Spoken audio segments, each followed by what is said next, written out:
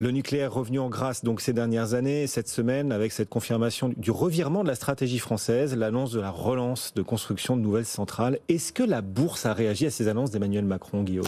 Oui, ces dernières années, les grandes instances comme le GIEC ont souligné l'importance d'augmenter toutes les sources de production décarbonées et bien sûr le nucléaire, si on veut vraiment diminuer ces fameuses émissions de gaz à effet de serre.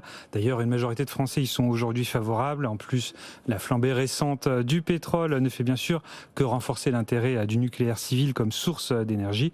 Et justement, la France a déjà une riche et très longue histoire dans le nucléaire civil qui font de notre pays un vrai champion mondial du domaine. Donc l'annonce mardi du président de la République ne fait que entériner cette relance qu'on présentait quand même depuis quelques mois.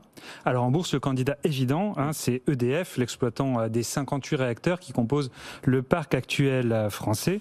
Mais si on y regarde de près, il y a pas mal d'acteurs cotés qui ont aussi un pied dans le nucléaire. Il n'y a pas que EDF. On peut les citer, ces acteurs. Il y en a un qui aujourd'hui recule un peu après avoir bien progressé ces derniers jours, c'est SPIE. C'est SPIE, effectivement. Donc, dans les services et la maintenance, SPIE dispose d'une filiale dédiée aux installations nucléaires.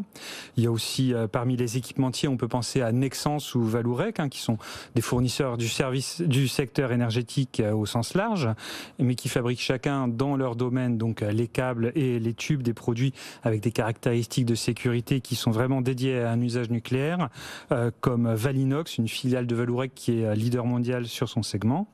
Puis le nucléaire n'échappe pas non plus, comme tous les secteurs, à la transformation numérique. Donc ça donne aussi des opportunités à des groupes comme ESI, qui fait des logiciels de simulation de systèmes complexes, éventuellement des réactions qui se passent au cœur d'un réacteur nucléaire. ESI, ESI pour ceux qui voudraient ESI, simulation de tout système complexe, Dassault Systèmes ou Capgemini, qui ont aussi des contrats dans le nucléaire. Voilà, quelques idées de valeur de sociétés qui peuvent avoir maille avec le renouveau nucléaire. Voilà. Et certains titres pourraient être encore plus directement impactés. Oui, tout à fait, parce que pour ceux que je viens de citer, ça reste quand même assez marginal dans l'ensemble de leur chiffre d'affaires.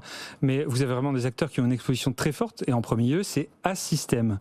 A2SYTEM. C'est un groupe qui a été fondé en 1966 vraiment pour accompagner au départ le démarrage de ce fameux parc nucléaire français et qui a grandi avec le développement des centrales en France. Il s'est un peu diversifié dans les années 90 vers l'aéronautique et l'automobile, mais A-System, c'est vraiment avant tout le spécialiste français de l'ingénierie nucléaire. Alors c'est une spécialité assez restreinte à l'échelle mondiale. Il y a seulement une petite poignée d'acteurs mondiaux qui sont capables d'évoluer là-dessus, comme SNC-Lavalin, Jacobs, qui sont des concurrents ou des partenaires de A-System. Et on l'a vu, pour A-System, l'annonce présidentielle a eu un effet direct sur le cours, qui a grimpé de 5,4% mercredi.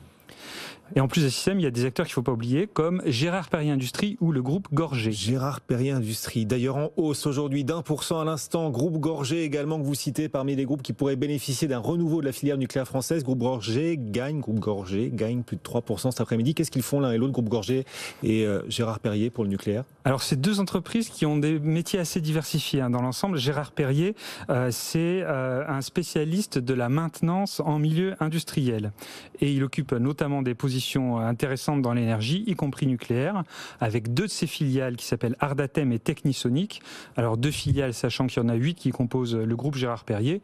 Vous voyez que c'est pas négligeable forcément en termes de revenus. Alors groupe Gorgé, c'est pareil, c'est une entreprise qui a beaucoup de métiers différents, l'impression 3D, les drones. Alors elle intervient à plusieurs niveaux, notamment c'est un spécialiste des engins télécommandés qui sont destinés à intervenir dans des environnements hostiles.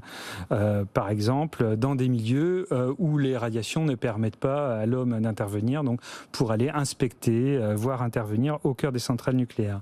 Et puis Gorgé, c'est pas anecdotique, c'est propriétaire d'une société qui s'appelle Baumer. Et Baumer, c'est autre que le leader mondial des portes neutroniques. Alors concrètement, ça veut dire que les portes de Baumer équipent 90% des portes qui sont installées dans la centrale en France, mais aussi dans beaucoup d'autres pays gros consommateurs de l'énergie atomique, la Chine, les États-Unis, le Royaume-Uni ou la Finlande. On peut rappeler le nom de ce groupe, comment ça s'écrit, ça s'appelle? Oui, le groupe Gorgé, G-O-R-G-E. Ouais.